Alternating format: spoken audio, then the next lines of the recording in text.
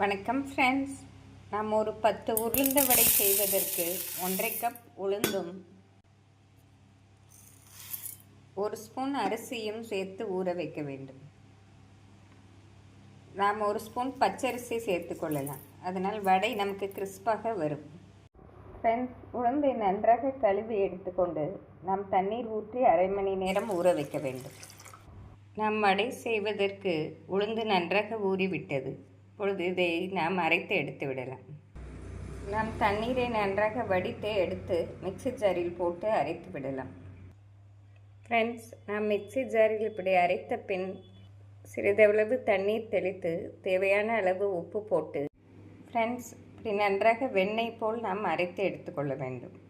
நாம் வேறு ஒரு பாத்திரத்தில் மாவை மாற்றி அதனுடன் பொடியாக நறுக்கிய வெங்காயம், கறிவேப்பிலை, பச்சை மிளகாய் சேர்த்து கொள்ளலாம். இதை நன்றாக மிக்ஸ் செய்து நாம் வடையாக போட்டு எடுத்து விடலாம்.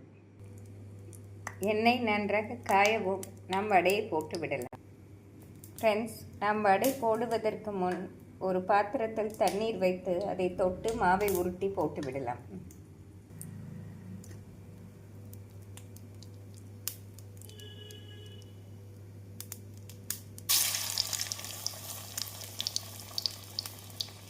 சிறிய சிறிய வடைகளாக போட்டால் நன்றாக கிறிஸ்பாக வரும். ஃப்ரெண்ட்ஸ், நாம் வடையை வேக வைக்கும்போது மீடியம் ஃப்ளேமிலே வைத்து வேக வைக்க வேண்டும். அப்பொழுதுதான் நன்றாக வெந்து வரும். நாம் அரிசி போட்டு சுட்டதால் வடை ஆறினாலும் கிறிஸ்பாகவே இருக்கும்.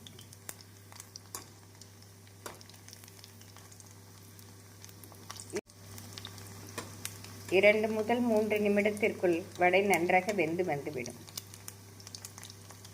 நம் வடை சிவந்து வரவும் எடுத்து விடலாம். வடை நன்றாக பொன்னிறமாக வெந்து வந்துவிட்டது. இப்பொழுது நாம் இதை எடுத்து விடலாம். ஃப்ரெண்ட்ஸ், இப்படி அனைத்து வடைகளையும் நாம் போட்டு எடுத்து விடலாம். ஃப்ரெண்ட்ஸ், அருமையாக வடை ரெடியாகி விட்டது. நாம் பட்டர் ஷீட்டில் போட்டு பின் சர்விங் பவுலுக்கு மாற்றி விடலாம். உளுந்த வடை சாஃப்டாக கிறிஸ்பாக ரெடியாகிவிட்டது. நாம் ஈவினிங் டைம் குழந்தைகளுக்கு சூடாக செய்து கொடுத்தால் விரும்பி சாப்பிடுவார்கள். இது தேங்காய் சட்னியுடன் சாப்பிடும்போது மிக அருமையாக இருக்கும். ஃப்ரெண்ட்ஸ், இந்த ஹெல்த்தியான உளுந்த வடையை நாம் மிக விரைவில் செய்து விடலாம். Thank you friends.